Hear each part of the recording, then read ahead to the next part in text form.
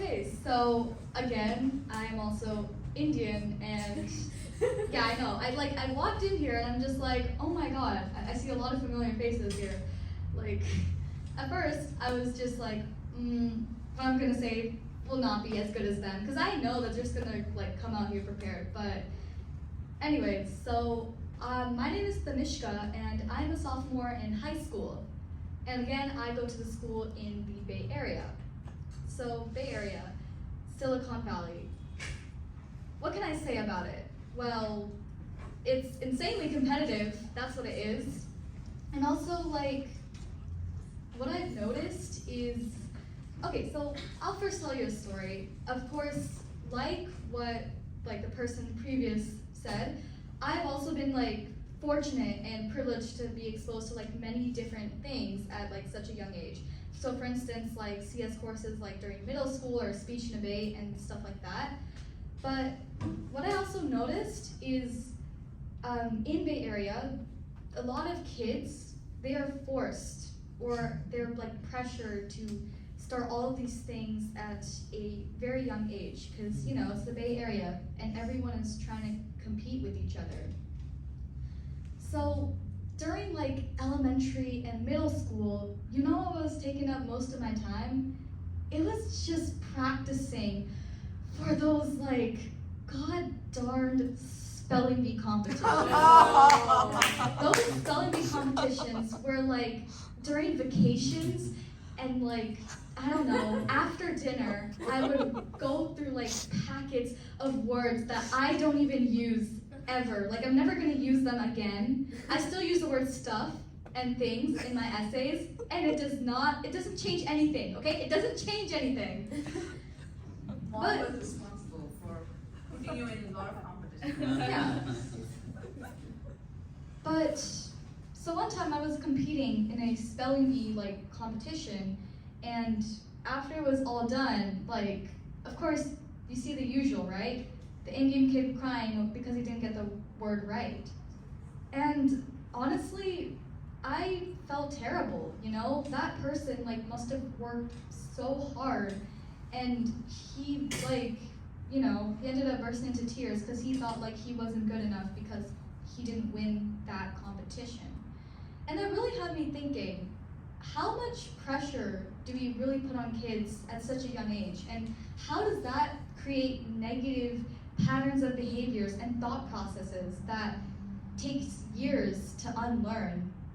I know that currently, if you search up the Bay Area or just California schools in general, they'll have some of the most competitive students, always competing for the best GPAs, who has the most extracurriculars, who has won the most awards.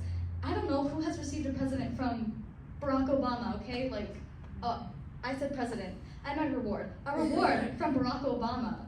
I mean, you see Monte Vista High School. The average GPA is 4.8. Come on. But, even, I don't know, middle schoolers being signing up for high school courses and taking Calc AB or something. It really, it creates this thing of comparison. You have to be the best, and you have to do these certain things. But what if you don't have to be the best? What if you just did what you wanted to without having to live up to a certain standard or live up to some sort of expectation? I think that should be introduced in a lot more schools.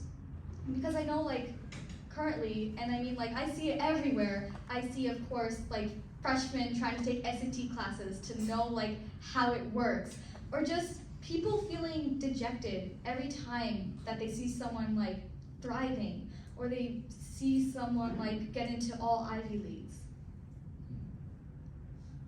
About this thing with pressure, not only does pressure make you feel the need to compare yourself to others, but it also makes you doubt yourself. It makes you feel you can't do enough, or it makes you doubt what you have, that you're not good enough and you're always trying to live up to something. We should accept that high schoolers are confused about their identity and what they want to do in life. They can't solve all the world's problems when they're 17, and they're exposed to so many things at a different age. we should stop like treating high schoolers as statistics or just like stories or just trying to make them seem perfect, because the truth is that we're not perfect. We make mistakes and we have doubts about ourselves, and I'm probably again like going on a rant here, but again, this is what pressure can do to you. And also the mental health causes are severe. It can cause depression and anxiety. So many people have committed suicide because of the immense amount of pressure that is placed on them by parents, by teachers, by even like peers. So how can we really break this toxic chain of pressure? Well, I think that in many schools, we should start introducing positivity and also like have students express their creativity. Instead of trying to form a certain model or constantly looking up to other people, we should try and find what we ourselves can do for self-fulfillment. How students can walk out of a classroom and come out thinking that I learned something. It's not that what did other people learn or what did other people score. It's how much you did or how much you tried. And you try your best.